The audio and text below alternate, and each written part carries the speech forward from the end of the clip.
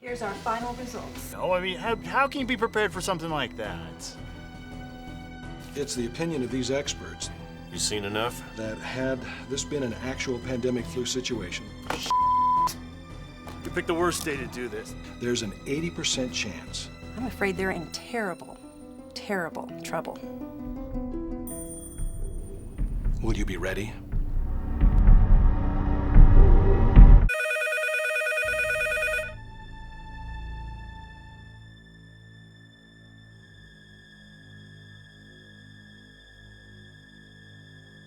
Welcome to another day on Earth.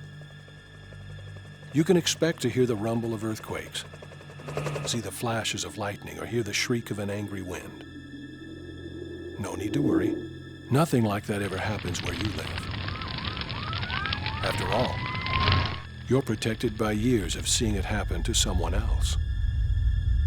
But what if that wall of protection turned out to be all in your head? Would you panic and scream at the sky in disbelief? Or would you hold on to the gift you sent yourself yesterday? The gift of sanity. The gift of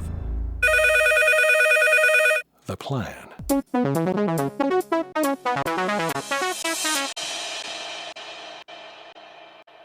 I'm Bill Nelson, and welcome to The Plan. This week we find ourselves in the place they call the home of heroes, Pueblo, Colorado, where 6 days ago we met the Hagen family. Would you like to find out how prepared you are? Well, yeah, we would. Okay. We told the Hagens we'd be back when they least expected it. They promised to act as though what we were presenting were actually happening and react as though it were real.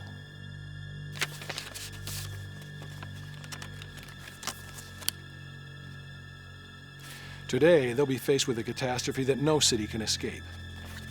The pandemic flu. Whether or not they survive will depend entirely on how well they prepare. Of course, this is only a test. No one's actually in any danger. To judge the Hagens as they respond to the pandemic flu, we've enlisted the help of some experts. This is Dr. Carrie Thompson. She's an expert at public health and disease control. And this is Colonel Max Shellbetter, U.S. Marine Corps, retired. He's a survival expert. They'll be monitoring the Hagens, and in the end will determine whether or not they will have survived. All right, let's get started.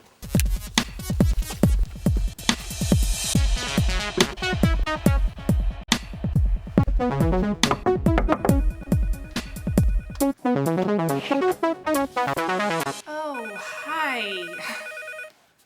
Just a moment.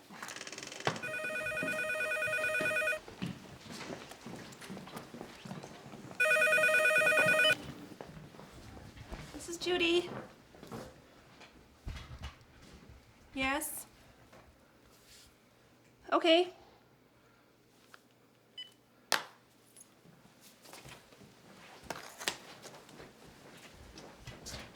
A new and more aggressive form of the flu, which may have originated in Canada, has moved extremely fast in a southward direction. The virus could cause widespread illness and may produce a mortality rate of up to 50% Jude. in healthy adults. Look, At present, the camera local crew officials is have here. verified that Pueblo, Yeah, they El came this Paso, morning. Fremont, Los I think Animas, this is our and preparedness Huerfano counties test. have already been exposed to the virus.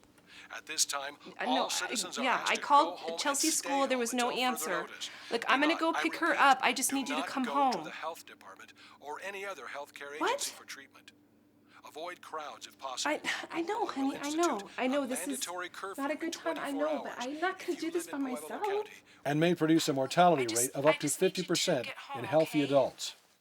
I just need you to come home. Hours. If you live in Pueblo County, Okay. with the exception of essential Okay. personnel, including power supply Thank you. and water plant Bye. workers, you must be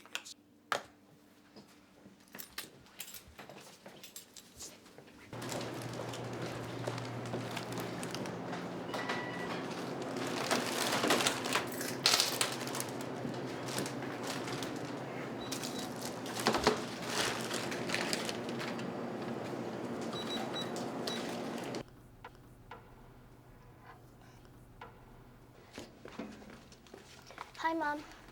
Hey, babe. What are you doing in here? this shirt? They made me wear it. Okay, let's go.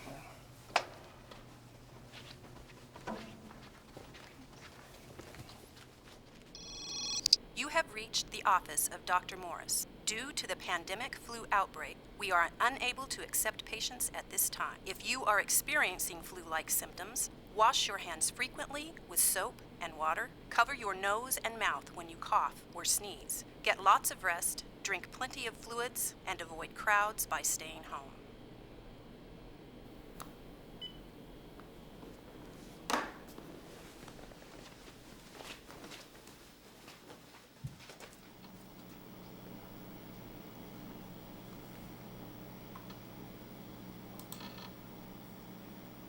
Judy did have a very good move here. There's some excellent resources available to her there. Pandemicflu.gov, ready.gov, and even your local health department often has a very good web page available.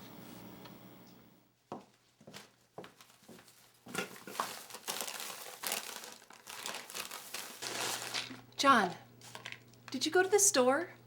Yeah, I went to the store. You weren't supposed to go to the store. Well, you didn't tell me that on the phone. You know, you just said come home from work so we can pretend to have a flu epidemic. So I came home, I got some food at the store. You know, this wouldn't even be an issue if we had food storage. Well, we don't have food stored up now, do we? Peanut? If they each had a task to do, if they were following the checklist, if they knew the things that they needed, they wouldn't be fighting so much. They could work together right now and it could boost their morale. It would really make a difference. Things are going to get even more complicated tonight when I turn off the water.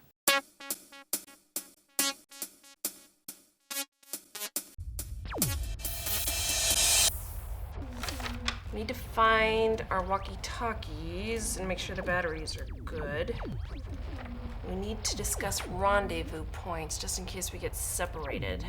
We can go outside, we're just not supposed to interact with other people. And crowds are not good. Are you listening to me? What? Yeah. No crowds, don't get separated. I'm gonna go shoot some baskets. I don't understand why they haven't turned the radio back on again. I know she went to the internet. She found the checklists of things that you can do, but they're not using them. And they'd know what they'd really need. But without a plan, I'm afraid they're in terrible, terrible trouble. Honey, we got a new wrinkle. I broke my ankle. I mean, not really, that's just what they said, but I can't put any weight on it. Did they say it was broken? Yes. What are you supposed to do now? Well, I don't know. That's a familiar phrase today. We got a first aid kit. Where's Chelsea? She's still asleep on the couch. You know, we supposed to do something, put her in a bath of cold water, something? No. Let's just pretend like we gave her an ibuprofen. And have we got any ibuprofen? Great. There's no water. What does the pandemic flu have to do with water? No. They told us to be ready for anything. It's maybe something happened with the water, and of course they can't fix it because the utility workers have got the flu too. I don't know. Do we have any water storage? Yeah. Actually, we got some bottles downstairs. You know, and most people don't have any water stored at all. Do you want me to go get them? No, I gotta go get them. That's where the first aid kit is, out in the truck. What do you think? You seen enough? Oh, hang on, I want to see one more thing.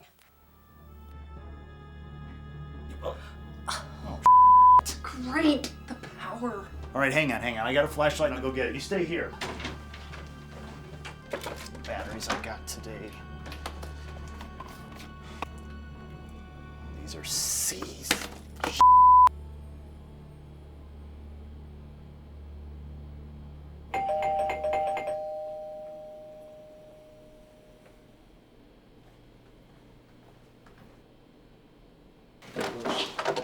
Hello. Well, the judges think you've had enough. The test is officially over. Your phone works, your water's been turned back on.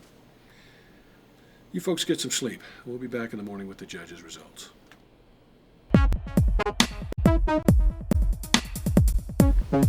First of all, John, Judy, we'd like to thank you for taking part in our exercise. This is Colonel Max Shellbetter, and this is Dr. Carrie Thompson. They're both experts at pandemic flu. They've been evaluating your performance and are prepared to offer their results. Max. Mr. and Mrs. Hagen, thank you very much for a fine effort.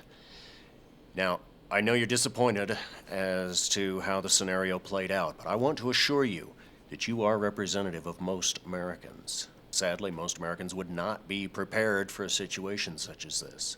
Now, I was really pleased that you had water ready, but you must have at least a gallon per person per day. Now, you went on the internet. I was glad to see that. You should also go to the library, make some phone calls, get informed. Because what you don't know can kill you. The most important thing is to be prepared. You need to have a first aid kit, and you need to know how to use it. Now, you went to the internet, you found some checklists. Go through your list, develop it, come up with a plan. You'll need personal hygiene items, plenty of soap and cleansing agents. You'll have to have prescription medications, pain reliever medications, and have a good supply on hand.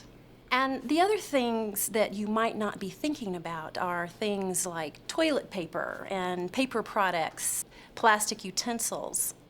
You'll also want to make sure that you have things to keep yourselves entertained, some family games, some reading materials. You cannot rely on electricity, so you'll need to have a manual can opener. And please don't forget batteries.